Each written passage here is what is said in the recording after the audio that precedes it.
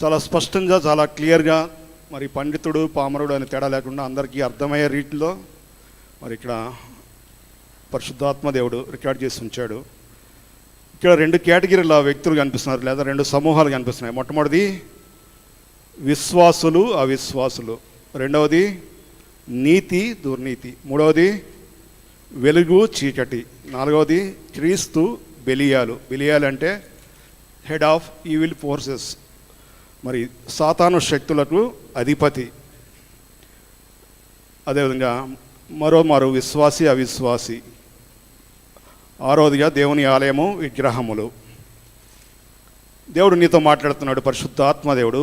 నువ్వు విశ్వాసి అయితే, దేవుని బిడ్డవు అయితే, ఏర్పాటు చేయబడి ఉంటే, నిన్ను ఏర్పాటు చేస్తుంటే, నిన్ను పిలుచుకుంటే నువ్వు ఎవరితో జోడుగా ఉండాలండి? విశ్వాసులతోనే, ఏర్పాటు చేయబడ్డ సమూహంతోనే ఉండాలి తప్ప అవిశ్వాసులతో నీ దోస్తి, నీ జోడు, నీ స్నేహము, నీ మైత్రి, నీ బంధము, నీ సంబంధ బాంధవ్యాలు, నీ వివాహాలు ఏవి ఉండటానికి వీలు లేదు. నీతి, రైచియస్నెస్. దుర్నీతి, లాలెస్నెస్. నీతికి దుర్నీతితో ఏమీ సాంగత్యము. వెలుగునకు చీకటితో ఏమి పొత్తు. క్రీస్తునకు బెలియాలతో ఏమి సంబంధము. అవిశ్వాసితో విశ్వాసికి పాలెక్కడిది. దేవుని ఆలయమునకు విగ్రహములతో ఏమి పొందిక. విగ్రహాలంటే చేతులతో చేయబడిన విగ్రహాలు కాదండి. దేవునికి ఇష్టం లేనిది నీ మనసులో ఏదైతే ఉందో అది ఖచ్చితంగా అది విగ్రహమే అనేది మనం తెలుసుకోవాల్సిన అవసరం ఉంది. అది ఏదైనా వ్యక్తి కావచ్చు, వస్తువు కావచ్చు, హోదా కావచ్చు, అందం కావచ్చు, ఆరోగ్యం కావచ్చు, ఇంకేదైనా కావచ్చు. దేవునికి ఇష్టమైంది లేదా దేవుడు నీ జీవితంలో ఉండకూడదని ఆశించేది ఏదైనా నీ జీవితంలో ఉంటే, దేవునికన్నా పై స్థానంలో ఉంటే అది ఖచ్చితంగా విగ్రహమే. దేవుని ఆలయం నాకు విగ్రహములతో ఏమి పొందిక. చూడండి, మరి 18వ వచనం. మనం జీవం గల దేవుని ఆలయమై ఉన్నాము, అందుకు దేవుడు ఇలాగూ సెలవిస్తున్నాడు, నేను వారిలో నివసించి సంచరింతును. దేవుడిస్తున్న వాగ్దానం. దేవుడు సజీవుడైన దేవుడు, నిన్న నేడు నిరంతరం ఏకరీతిగా ఉన్న దేవుడు, సర్వశక్తిమంతుడైన దేవుడు, సర్వాధికారి అయిన దేవుడు, సర్వ సృష్టిని కేవలం మాట చేత సృష్టించిన దేవుడు. నీ పరిస్థితిని నువ్వు ఊహించిన రీతిలో మరి ఆశీర్వాదాల వైపు, దీవుల వైపు తిప్పగల దేవుడు, సర్వ సమృద్ధికి కేర్ ఆఫ్ చిరునామాగా నిలబడే దేవుడు. ఇస్తున్న వాగ్దానం ఏంటండి? నేను వారిలో నివసించి సంచరింతును.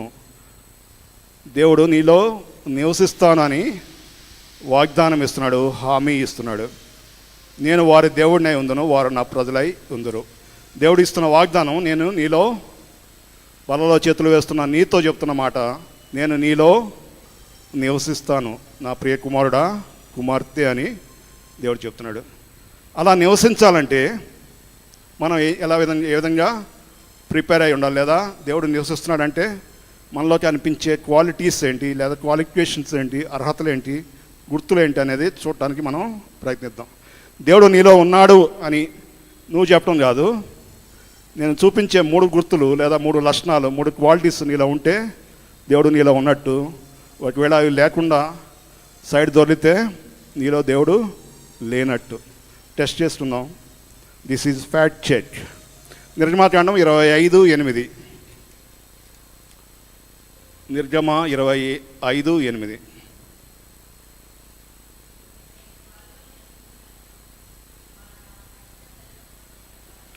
నేను వారిలో నివసించినట్లు వారు నాకు పరిశుద్ధ స్థలమును నిర్మింపవలెను. ఎవరండి?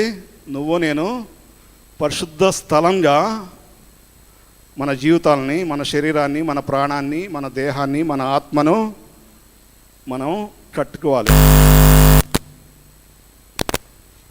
మరి క్రిస్టియన్ సమాజంలో, నేటి మోడర్న్ క్రిస్టియన్ సమాజంలో ఎక్కువగా నెగ్లెక్ట్ చేయబడే లేదా మరి నిర్లక్ష్యం చేసే 3 అంశాలు ఉన్నాయి. మొట్టమొదటిది ప్రార్థన, రెండవది దేవుని చిత్తము, మూడవది పరిశుద్ధత.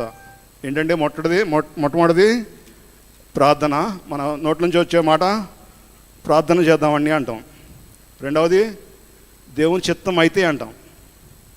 చేస్తున్నామా చేయట్లేదు అనేది దాని ఆన్సర్ మీకే వదిలేస్తున్నాను. మూడవది పరిశుద్ధత లేదా పవిత్రత.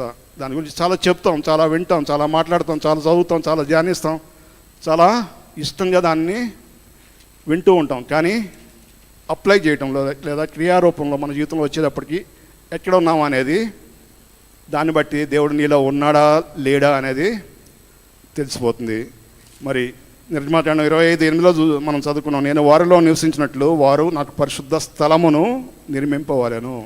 నీలో పరిశుద్ధత ఉంటే నీలో మరి పరిశుద్ధత కానిది లేదా అపరిశుద్ధమైనది లేదా అపవిత్రతమైనది లేదా లోక సంబంధమైనది లేదా ఐగుప్తు సంబంధమైనది లేదా దేవునికి ఇష్టం కానిది, అది శరీరాశి కావచ్చు, నేత్రాశి కావచ్చు, జీవపడము కావచ్చు, ఏది నీ శరీరంలో, నీ ఆత్మలో, నీ దేహంలో, నీ అవయవంలో ఉండటానికి ఖచ్చితంగా వీలు లేదు.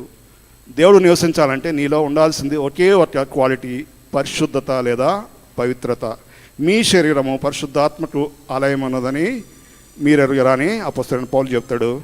నేను పరిశుద్ధుడు కనుక మీరును పరిశుద్ధులై ఉండుడి. దేవా పరిశుద్ధతయే నీ మందిరం నాకు అనుకూలము. మందిరం అంటే ఏదండి? బిల్డింగ్ కాదండి. నీ హృదయము, నీ శరీరము, నీ దేహము దేవుని మందిరము, దేవుడు నివసించే చోటు. దేవుడు నీలో నివసించాలంటే మొట్టమొదటిగా ఉండాల్సిన అర్హత ఏంటండి? బేసిక్ క్వాలిటీ పరిశుద్ధత. మరి నువ్వు నేను నిలబడి ఉండాలి. రెండవది చూద్దాం, ఆదికాండం 28 అధ్యాయము 16-17 వచనాలు. జెనసిస్ 28:16 and 17 చాలండి. ఇక్కడ ఎవరు కనిపిస్తున్నారండి? ఈ యాకోబు కనిపిస్తున్నాడు. యాకోబు మరి నిద్ర లేచిన వెంటనే ఏమంటున్నాడు?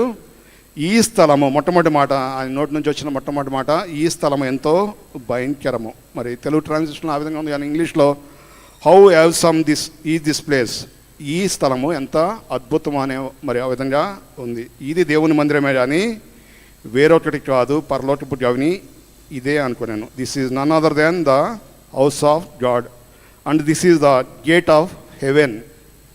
ఏంటండి? పరలోకపు గవిని లేదా పరలోకపు ద్వారము లేదా పరలోకపు ఎంట్రన్స్ ఎక్కడిచ్చాడు దేవుడు? నీ హృదయంలో ఇచ్చాడు. దేవుడు ఏ స్థలంలో ఉంటే అక్కడ మరి అపరిమితమైన దైవ భయం ఉండి తీరాలి. దేవుని పట్ల భయము భక్తి నీలో ఉంటే దేవుడు నీలో నివసిస్తాడు. మరి చాలామంది మోడర్న్ క్రిస్టియన్స్ లేదా సో కాల్డ్ మెచ్యూర్డ్ క్రిస్టియన్స్లో కనిపించేది ఏంటండి? నిర్లక్ష్యము, నిర్లిప్తత, ఆధ్యాత్మికంగా చాలా ఉన్నత స్థితిలో ఉన్నామని సెల్ఫ్ ప్రైడ్, సొంత అహంభావము, మరి రెక్లెస్నెస్, కేర్లెస్నెస్.